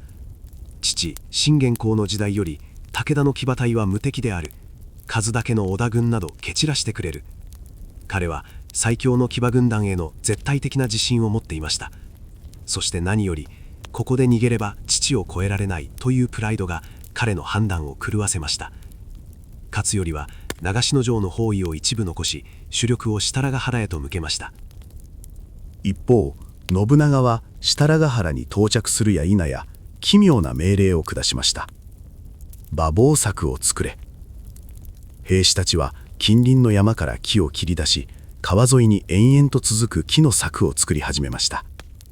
それは野戦のための陣地というよりは巨大な檻のようでした。信長はこの柵の後ろにある兵器を並べさせました。鉄砲です。その数3000丁。当時の日本、いや世界的に見てもこれほどの数の銃が一つの戦場に集められた例はありません。信長は堺や近江の国友村からありったけの鉄砲を買い集めていました。家臣たちは戸惑いました。殿、鉄砲など雨が降れば使えませぬ。それに弾を込めるのに時間がかかりすぎます。当時の火縄銃は一発撃てば次の発射までに30秒から1分近くかかります。その隙に武田の騎馬隊に突っ込まれれば終わりです。しかし信長は冷たく笑いました。だから策を作るのだ。そして3000丁あれば弾幕は途切れぬ。彼は鉄砲を個人の武勇を補助する道具としてではなく、システムとして敵を処理する工場として運用しようとしていたのです。5月20日夜、設楽河原に雨が降りました。武田の陣営では古参の将軍たちが勝頼に撤退を進言していました。雨です。明日は鉄砲も使えぬでしょうが、地盤が緩めが馬の足も鈍ります。織田の陣は異様です。何か罠があるに違いありませぬ。しかし勝頼は聞き入れませんでした。雨など止む。織田は臆病風に吹かれて柵に隠れているだけだ。その柵ごと踏みつぶせ。翌5月21日早朝、雨は上がり霧が晴れていきます。昇る太陽が設楽原の緩やかな丘陵を照らし出しました。東には武田の赤備えをはじめとする戦国最強の騎馬軍団、西には馬防柵の後ろに整然と並ぶ織田の鉄砲隊。それは中世の騎士道と近世の火力戦争が正面衝突する歴史的な瞬間の幕開けでした。信長は将棋に腰掛け、静かに戦場を見渡していました。彼には見えていたのです。これから起きるのは勇壮な戦いではない、一方的な、そして無慈悲な殺戮であると。かかれー！武田勝頼の号令とともに大地を揺るがす蹄の音が轟きました。最強の騎馬隊が信長の柵に向かって突進を開始します。地響きが近づいてきます。武田の騎馬隊は柵までおよそ200メートル、100メートルと迫ります。その迫力はまさに動く白壁。普通の足軽なら恐怖で槍を取り落とし逃げ出すところです。しかし織田の兵たちは動きません。彼らは自分たちの手にある黒金の筒と背後の信長を信じていました。まだだ、まだ撃つな。現場の指揮官たちが震える兵たちを制します。敵の顔が見える距離、馬の鼻息が聞こえる距離、50メートル。ここぞという瞬間、信長が振り上げた軍配が振り下ろされました。放て！ご恩。それは一発の銃声ではありません。戦長の鉄砲が同時に火を吹いた爆発音でした。白い煙が視界を覆い、耳がつんざけるような衝撃が走ります。その直後、先頭を走っていた武田の騎馬武者たちが見えない巨大な手で殴られたように次々と吹き飛びました。馬はいななき、乗り手は宙を舞い、地面に叩きつけられます。後続の騎馬が倒れた味方につまずき、将棋倒しになっていきます。しかし武田軍の恐ろしさはここからです。ひるむな、乗り越えろ。第二陣、第三陣が死体の山を乗り越えて突っ込んでくる。鉄砲は一度撃てば次までに時間がかかる。その隙をつけば勝てる。彼らはそう信じていました。ですが、その希望は無慈悲に打ち砕かれます。第一列が撃ち終わると同時に、彼らはさっと後ろへ下がりました。代わりに、すでに弾を込め終わっていた第二列が前に出ます。放て！二度目の轟音。さらに第三列。途切れることのない篠弾幕。信長が考案した三段撃ちのシステムが戦場の常識を覆しました。それはもはや戦ではありませんでした。一方的な処理でした。戦国最強と呼ばれた武田の猛者たちが刀を振るうことさえできず、ただの肉塊へと変わっていきます。山形正景、馬場信春、内藤正豊、信玄公の時代から武田家を支えてきた伝説的な名将たちが、名もなき足軽の撃つ鉛玉によってあっけなく命を落としていきました。こんなバカなことが。本陣で戦況を見ていた武田勝頼は愕然としました。無敵の騎馬隊が柵に指一本触れられずに溶けていく。結城も誇りも鍛錬も新しいテクノロジーの前では無意味なのか。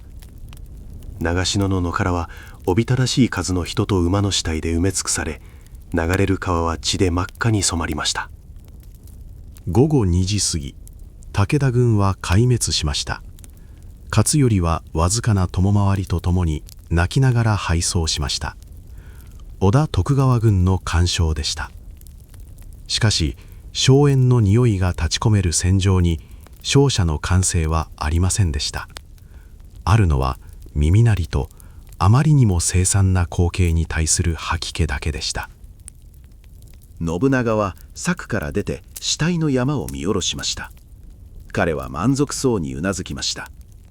これだ、これこそが新しい戦だ。個人の武勇に頼る時代は終わった。金と数と技術、それを合理的に組み合わせたものだけが天下を取る。この瞬間、信長は誰も止められない存在へと変貌しました。長篠勝利は日本中に衝撃を与えました。織田には勝てない。信長は軍神か悪魔か。敵対勢力は恐怖し、抵抗する気力を失っていきます。信長の前から障害物が消えていきました。そして天正4年1576年、信長はその絶頂を形にするために琵琶湖のほとりに巨大な城を築き始めます。安土城。それはこれまでの戦うための城とは根本的に異なる見せるための城でした。標高199メートルの安土山全体を要塞化し、その頂上には日本で初めての天守と呼ばれる高層建築がそびえ立ちました。5層7階、最上階は金箔で覆われ、その下は朱色の八角堂。太陽の光を浴びて輝くその姿は、まるで地上に降りた極楽僧都のようでした。要は天の主である。信長はこの城を天守閣ではなくて天守と名付けました。自分は天皇をも超越したこの国の神になるのだという意思表示です。城内は狩野永徳による豪華絢爛な障壁が出飾られ、夜には無数の提灯が灯されました。湖の対岸からその光を見た人々は、あまりの美しさと恐ろしさに手を合わせたといいます。安土城で信長は新たな統治スタイルを確立しました。茶の湯です。信長は千の利休らを重用し、茶道を政治の道具として利用しました。名物と呼ばれる茶器一つに城一国に匹敵する価値を与え、家臣たちに褒美として与えたのです。領土は有限だが価値は無限に作り出せる。信長は経済と文化さえも支配下に置きました。しかしその華やかな舞台の裏で、信長と家臣たちの距離は決定的に離れていきました。以前のような戦友としての絆はありません。あるのは絶対君主とそれに怯える奴隷のような関係だけです。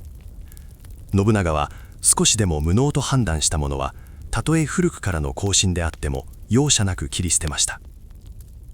その象徴的な事件が起きます。織田家の筆頭家老佐久間信盛の追放です。信盛は信長の父の代から仕えてきた最古参の重臣であり、撤退戦の名士として知られていました。しかし信長は彼に対し19か条にも及ぶ折檻状を突きつけました。お前はこの5年間何の功績も上げていない。欲深く部下を大切にせず、ただ畳の上でふんぞり返っていただけだ。高野山へ行け。信長は信盛の領地と財産をすべて没収し、裸同然で追放しました。この事件は織田家家中に激震を走らせました。あの佐久間様でさえ用済みになれば捨てられるのか。明智光秀や羽柴秀吉といった重臣たちは戦慄しました。明日は我が身ではないか。安土の天守で信長は下界を見下ろしながら孤独なグラスを傾けていました。周りにはイエスマンしかいません。本音で諌めてくれる者も対等に語り合える友ももう一人もいないのです。世の歩く速さに誰もついてこられぬか。美と恐怖に取りつかれた支配者。その輝きが増せば増すほど足元に伸びる影は濃く長く黒くなっていきました。安土城には異国の風も吹いていました。信長は南蛮から来た宣教師たちを歓迎しました。彼らがもたらす地球儀や時計、そして黒船の話に信長は子供のように目を輝かせたといいます。世界は丸いのか。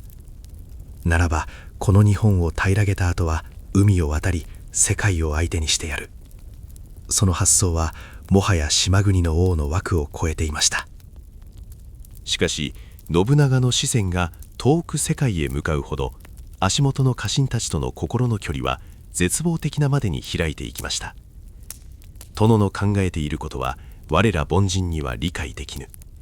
かつて信長を支えた熱気は消え、あるのは次は誰が追放されるのかという怯えだけ。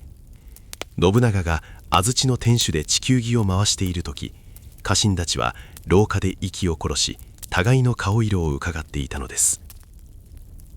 天正10年1582年、信長の波動は最終段階に入ろうとしていました。日本の西半分を支配する巨大勢力毛利氏との決戦です。信長はこの過酷な任務を最も機転の利く男羽柴秀吉に任せました。去るよ、中国地方を切り取り土産にせよ。秀吉は信長の期待に応えるべく必死に戦いました。鳥取城の勝江殺し、高松城の水攻め、知恵と金を湯水のように使い毛利を追い詰めていきます。しかし毛利も必死です。本国の総力を挙げて抵抗し、戦線は膠着状態に陥りました。殿、敵の力が強大すぎます。どうか援軍を。秀吉からの悲鳴のような要請が安土城に届きます。信長は地図を広げ決断しました。よし、そう仕上げだ。俺自身が出陣する。自ら大軍を率いて乗り込み毛利をひねりつぶす。そしてその先陣として近畿地方を統括する最高の切れ者を送り込むことにしました。明智光秀です。この人事こそが織田家の運命を狂わせる最後の引き金となります。明智光秀という男について少し語らねばなりません。彼は信長とは正反対の性格でした。礼儀正しく、教養深く、古き良き伝統を重んじる常識人。だからこそ破天荒な信長の尻拭いを完璧にこなし、出世頭となっていたのです。しかしその心の内側は長年のストレスで限界を迎えていました。骨を折ったな。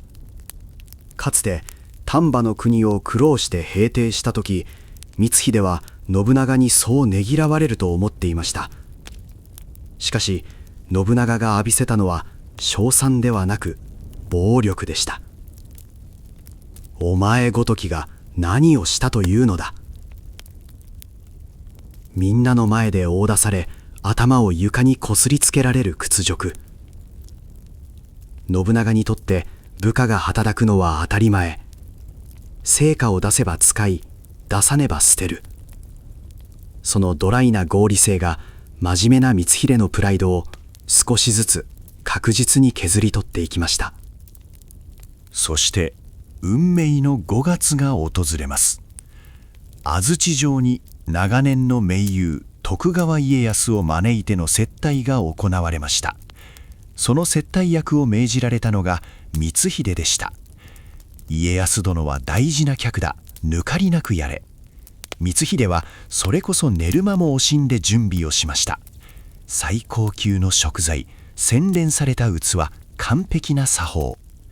しかし宴の最中、信長の顔色が変わり、くんくんと鼻を鳴らしました。魚が腐っているぞ。信長の低い声が広間の空気を凍らせました。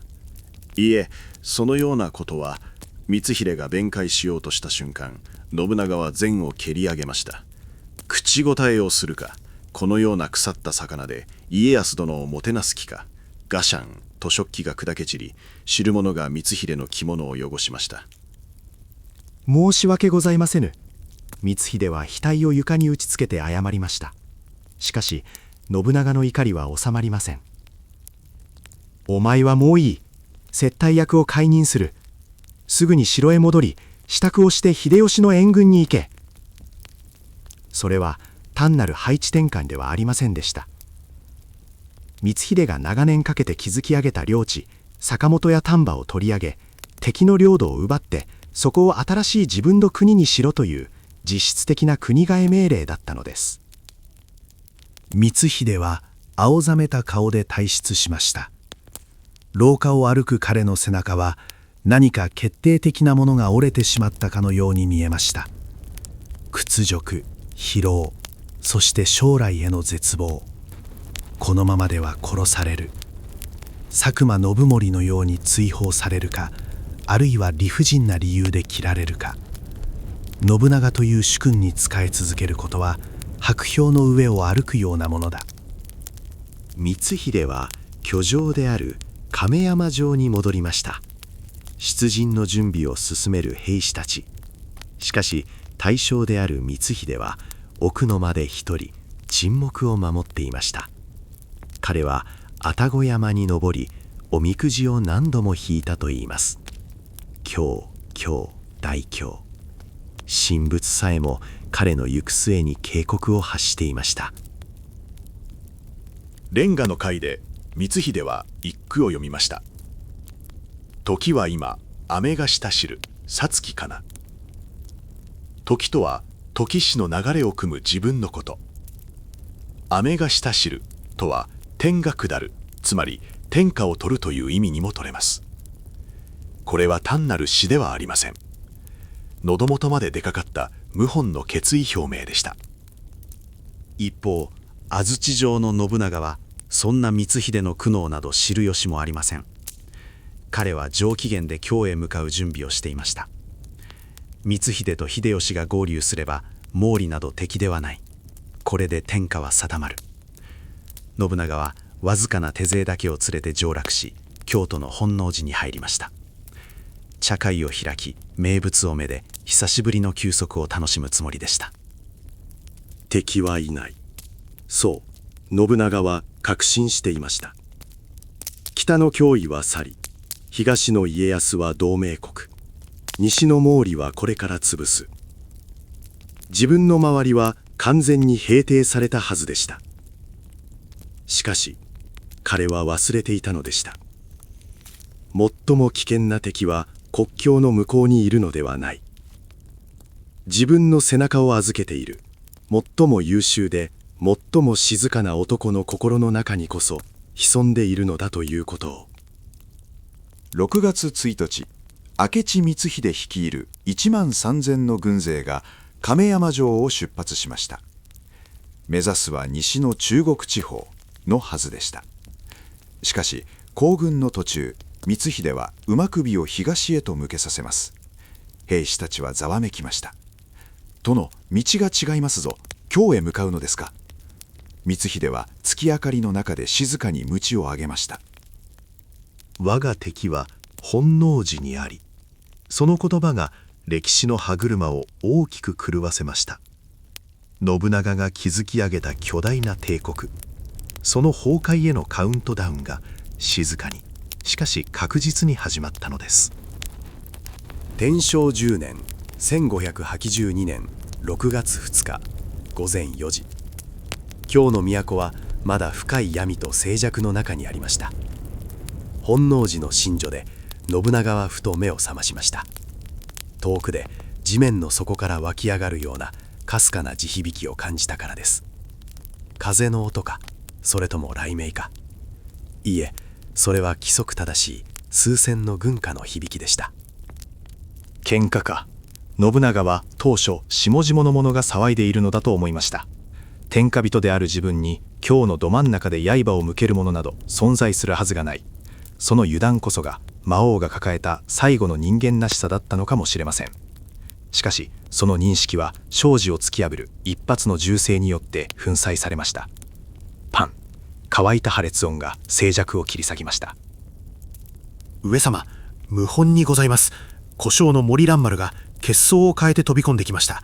敵は四方を完全に包囲しております。その数およそ1万。対する本能寺の守備兵はわずか100足らず。信長は寝巻きのまま立ち上がり、鋭く問いただしました。旗印は何だ？蘭丸の唇が震えます。水色桔梗の門、明智日向の神様の軍勢と見受けられます。時が止まりました。信長の脳裏にあの生真面目で誰よりも忠実だった男の顔が浮かびます。虐げ、殴り、追い詰めた男、光秀か。信長の口から漏れたのは怒りでも悲しみでもありませんでした。それは妙に腑に落ちる納得の響きでした。自分が作り上げた力と恐怖の論理、その論理に従えば弱った主君が強者に食われるのは当然の摂理。光秀は信長が教えた通りに信長を食らいに来たのです。是非もなし。仕方がない。信長は短くそうつぶやくと弓を取り廊下へと飛び出しました。女などは逃げよ、男は世に続け。庭先にはすでに明智の兵たちがなだれ込んでいました。信長は迫り来る兵に向かって矢を放ちます。ひょっ、正確無比な一矢が先頭の兵の喉元を貫きました。上様自ら弓を。ひるむな、相手は数人ぞ。明智兵が殺到します。信長は次々と矢をつがえ放ち続けました。弦が切れ、弓が使い物にならなくなるまで武器を槍に持ち替え突き進みます。その姿は天下を滑る支配者ではなく、一匹の戦う獣に戻っていました。しかし多勢に無勢、無数の槍が信長の体を狙います。左肘に鋭い痛みが走りました。槍で突かれた傷口から鮮血が噴き出します。ぐ。信長は槍を杖にして膝をつきました。視界が揺らぎます。蘭丸をはじめ近習たちは次々と討ち死にしていきました。ここまでか。信長は敵兵を睨みつけながら奥の南土へと退きました。世の首は渡さぬ、誰にも触れさせぬ。彼は女房衆たちを無理やり逃がすと南土の内側から鍵をかけました。そして手近な布に油をかけ火を放ちます。ぼっと炎が燃え上がりました。炎は瞬く間に障子をなめ、柱を焦がし天井へと這い上がっていきます。熱気と煙が信長の肺を焼きます。薄れゆく意識の中で信長は走馬灯を見ました。父に反発した少年時代、雨の桶狭間、美濃の山々、安土の輝き、すべては夢幻のごとく。熱森を舞う力はもう残っていません。信長は燃え盛る炎の中心で静かにあぐらをかきました。腹に短刀を突き立てます。痛みはありませんでした。あるのは巨大な熱量と奇妙なほどの静寂だけ。光秀よ、天下を面白くせよ。そのつぶやきは轟音とともに崩れ落ちる天井の下敷きとなり、永遠に消え去りました。午前8時ごろ、本能寺は焼け落ちました。明智光秀は必死になって信長の遺体を探せました。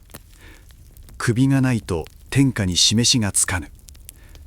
灰をかき分け瓦礫をどけさせましたが、信長の体は見つかりませんでした。まるで最初からこの世に存在しなかった幻であったかのように、信長は煙となって空へ消えたのです。信長死す。その衝撃的なニュースは早馬によって日本中を駆け巡りました。天下が落ちる音。それは終わりの始まりではありませんでした。信長という巨大な重しが取れたことで、時代は再び激しく回転し始めたのです。誰よりも早くその音を聞きつけ動いた男がいました。西の国備中高松にいた羽柴秀吉です。上様が殺されただと。秀吉は報告を聞いた瞬間泣き崩れました。しかしその涙が乾くよりも早く、彼の目は鋭い光を宿しました。これは好機だ。信長の仇を討てば自分が後継者になれる。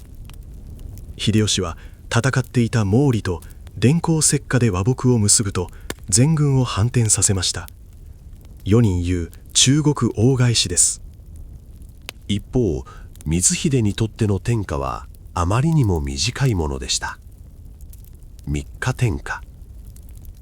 秀吉軍の驚異的な進撃スピードの前に、光秀は準備を整える間もなく山崎の戦いで敗れ去りました。本能寺の変からわずか11日後のことでした。信長を殺した男もまた時代の濁流に飲み込まれていったのです。やけ後から始まった信長なき世界。しかし信長が残したものは灰だけではありませんでした。彼が壊した中世の扉、彼が整えた経済の仕組み、そして天下統一という明確なビジョン。それらは秀吉へ、そして家康へと引き継がれ、やがて260年の平和な世の中、江戸時代へとつながっていきます。信長の死は巨大なブラックホールのように周囲のすべてを飲み込み始めました。本能寺が灰になったその日のうちに、京都の町はパニックに陥りました。信長様が死んだ。次は誰が天下を取るのだ。野党や暴徒があふれ、治安は崩壊。信長が力で押さえつけていた乱世の蓋が再び開いてしまったのです。その混乱の波は信長の夢の結晶である安土城にも押し寄せました。主を失った城からは女中や兵士たちが蜘の子を散らすように逃げ出しました。そして原因不明の火災が発生します。本能寺の変からおよそ半月後、琵琶湖のほとりにそびえの立っていたあの絢爛豪華な天守が紅蓮の炎に包まれたのです。光秀が火を放ったのか、略奪者の仕業か、あるいは敗北を悟った織田家の者が自ら焼いたのか、真相は今も謎のままです。しかし確かなことが一つあります。信長が目指した神の国の象徴は主君の後を追うようにして地上から永遠に消滅したのです。黄金の城はわずか3年で夢幻となりました。一方、信長を討った明智光秀にとっても現実は残酷でした。彼は信じていました。暴君信長を討てば世間は私を支持してくれるはずだ。古き良き秩序を愛する大名たちは味方してくれるはずだ。彼は朝廷や諸大名に手紙を書き協力を求めました。特に親友である細川藤孝や筒井順慶には大きな期待を寄せていました。しかし帰ってきたのは沈黙でした。誰も光秀に味方しませんでした。なぜか。彼らは知っていたのです。信長という男が作り上げたシステムの強さを。そして主君を殺すという行為がいかに危険な賭けであるかを。光秀は京都の御所で一人孤立無縁の恐怖に震えました。彼が手にしたのは天下ではなく裏切り者という孤独なレッテルだけでした。その隙に猛烈な勢いで戻ってきたのが羽柴秀吉です。中国大返し200キロの道のりをわずか数日で走破したこの行軍は軍事的な奇跡と言われています。兵士たちは食事をする間も惜しみ、走りながら握り飯をかじったといいます。なぜそこまでできたのか。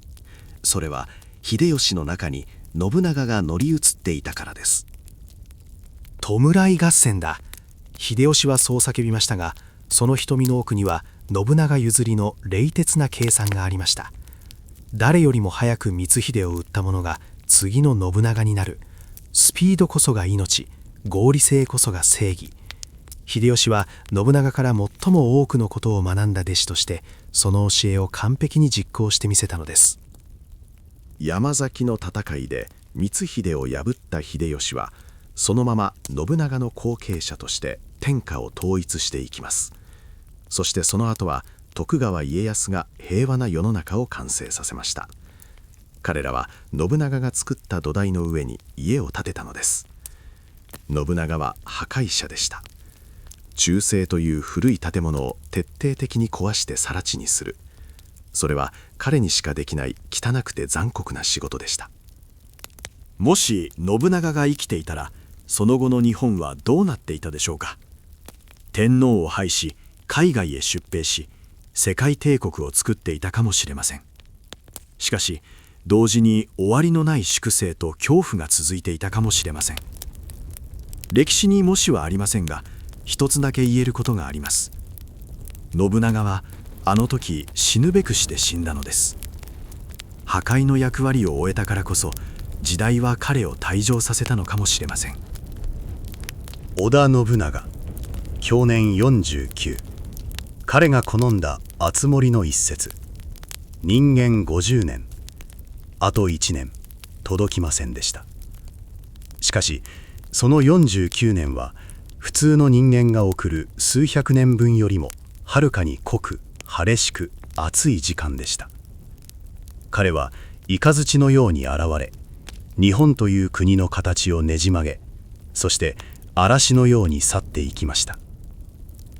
今私たちが生きているこの現代社会、身分に関係なく実力で評価されること、宗教と政治が切り離されていること、経済を回して国を富ませること、これらはすべて信長が種をまき、血と炎で育てたものです。私たちは知らず知らずのうちに信長が作った世界を生きているのです。本能寺の後に立つと、今でも風の音が聞こえます。それは天下統一の夢に敗れた男の嘆きでしょうか。いいえ、きっと違います。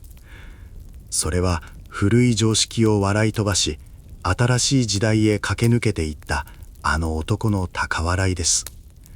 是非もなし、そうつぶやいて炎の中に消えた魔王の夢は、今もまだこの国のどこかで燃え続けているのかもしれません。物語はここで終わりますが、歴史は続きます。あなたの心の中に信長という火種は残りましたでしょうか。その火が明日を生きるための小さな熱となりますように。長きにわたる戦いの物語、これにて終幕とさせていただきます。最後までお聞きいただき誠にありがとうございました。